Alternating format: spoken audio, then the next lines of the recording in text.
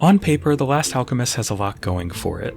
As the latest in a long and by now quite saturated line of quote-unquote cozy games, its goal is to immerse you in a charming, colorful world free of violence or stress, where crafting, gardening, and helping out cute creatures are the main orders of business. It also comes with a fantasy-tinged twist in the form of a detailed alchemy system to master, but is it enough to stand out in such a crowded genre? Let's get into it.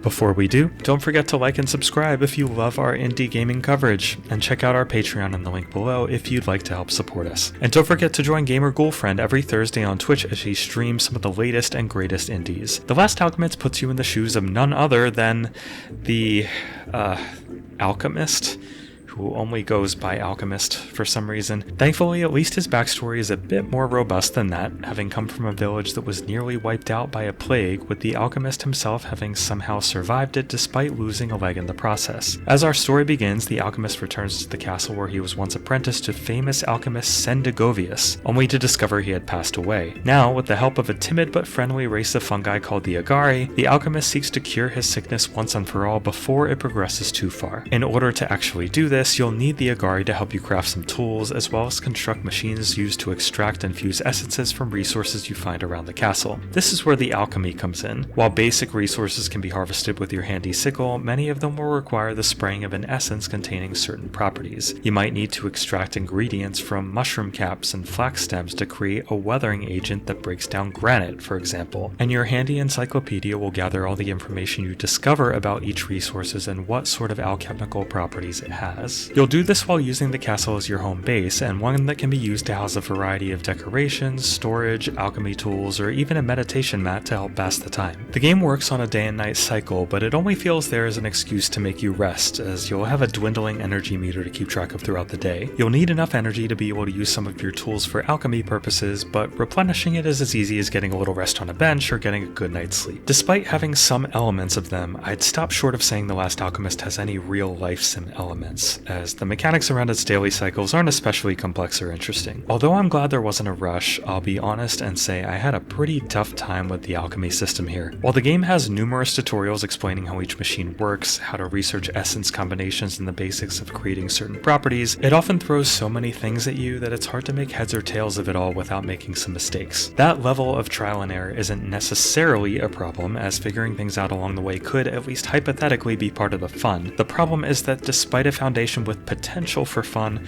The Last Alchemist feels designed from the ground up to wrestle every ounce of enjoyment from the moment-to-moment act of actually playing it, like a piano with keys designed to play a half-second late. So let me just get the major point out of the way. The Last Alchemist simply does not feel finished. Everything about the way it's played feels like a prettied-up prototype of a game in early development and not like a finished product about to launch on Steam. Contrary to what you might think, it's not because the game is lacking content, necessarily, or even that it's especially buggy, though there's the one time I got stuck in a bush and lost 20 minutes of progress. No, the biggest issue here is that it's so thoroughly lacking in so many basic quality of life features that playing it feels like a literal chore. First of all, maybe I'm the only one who finds this bizarre, but The Last Alchemist is perhaps the only cozy third-person exploration game, at least that I've played, that has absolutely no controller support. I admittedly don't play a lot of these games, but when I do, playing back with a controller in hand is my playstyle of cozy choice, but maybe I wouldn't feel so burnt by the lack of controller support if controlling the game with keyboard and mouse didn't feel like such utter crap. For one thing, camera movement is extremely limited and lends a claustrophobic feel to the game that I never quite got over. Rather than being able to freely spin, raise, and lower the camera to see the world around the Alchemist as you move the mouse, moving it at all requires you to hold the right mouse button, at which point you can swivel it left and right only. It's needlessly restrictive and feels particularly odd when you want to look up in the distance but can't because the game has decided you're not allowed to. At the bottom of the screen, the user interface has options to open your encyclopedia, your inventory, a map, or grab any of your equipment with the 1 through 4 keys.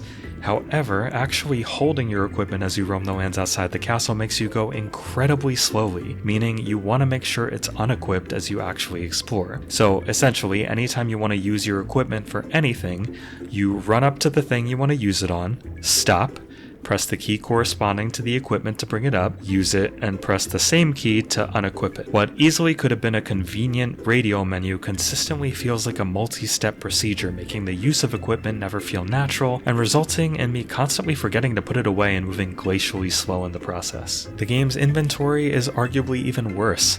You have a limited number of slots to collect the resources you want to, but none of them stack, combine, or organize in any way without your manual intervention. Every single thing you pick up will be slotted independently into whatever compartment is open, leaving similar looking items haphazardly scattered around it, and in many cases being unable to distinguish identical looking essences without hovering over them first to see what they actually are. And if you think using items from your inventory is any better, you'd be sadly mistaken. If you want to grind up a resource to extract an essence from it, for example, you'll have to open your inventory, find the item you want to use, then click and manually drag it onto your essence grinder, a process of trial and error that often refuses to recognize what you're trying to do unless you drag it into exactly the right spot. Once the machine is run and your new essence comes out, you don't automatically put it into your inventory because that level of convenience would be really silly, now wouldn't it? No, instead you have to manually pick it up with your mouse from your inventory and drop it on the ground. Oh, but not just on any piece of ground, on that particular piece of ground right there. Yeah,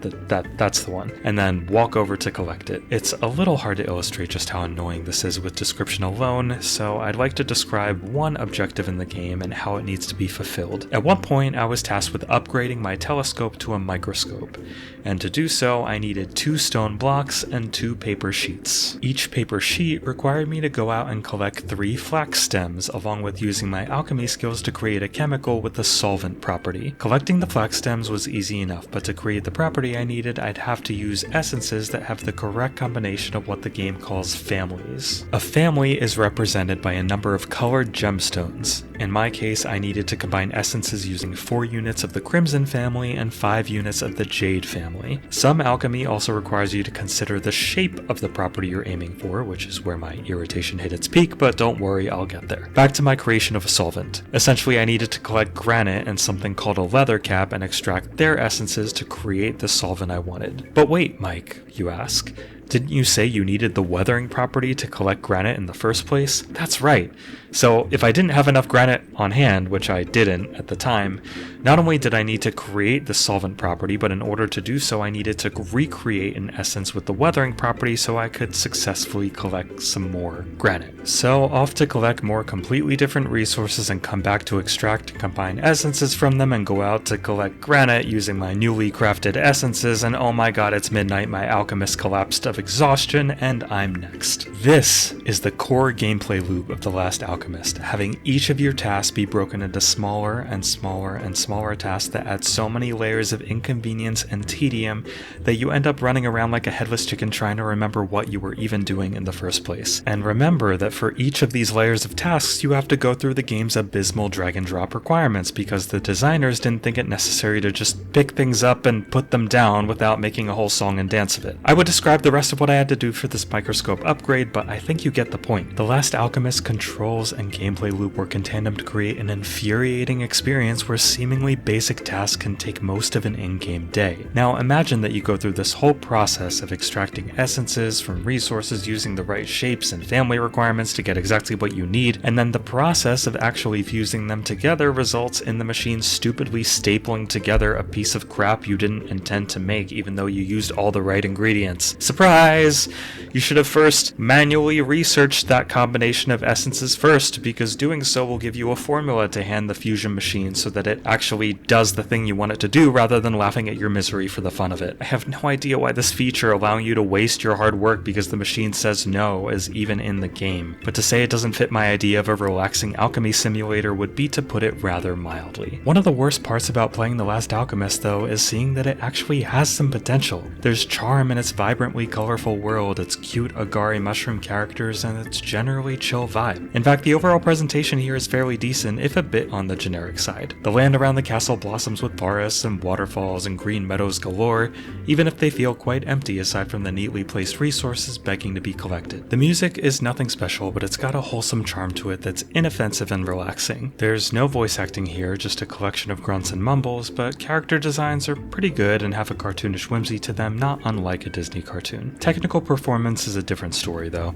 The game's options are restrictive, allowing for basic settings for graphics and terrain quality, bloom, shadows, and VSync, as well as to select the ability to limit FPS to 30 or 60. I saw no option to run it past 60 FPS, and even so, a locked 60 FPS still somehow felt very stuttery at times. Steam Deck performance at low settings is playable but not ideal, with frequent, huge frame rate drops, especially when entering new areas. You might wonder how I played on Steam Deck at all given the game's bizarre control configuration, and the answer is I struggled a lot, but eventually got used to it enough with the use of the Deck's trackpads being a lifesaver. I can see why people play cozy games. There's something appealing about a stress-free experience full of pretty sights and basic, unchallenging gameplay to wind down from a difficult day in the real world. I can't see, however, why anybody would play this particular cozy game, especially in its current state, which feels so cruelly uninterested in basic quality of life features that enjoying it is the greatest challenge it has to offer. An enormous number of major changes to the Last Alchemist controls, inventory system, and convoluted alchemy mechanics could yield a decent entry to the crafting-focused cozy genre, but as is, there is no fun to be had here, and nobody I can reasonably recommend it to. The Last Alchemist gets the dreaded indie Krampus. Ah, shit.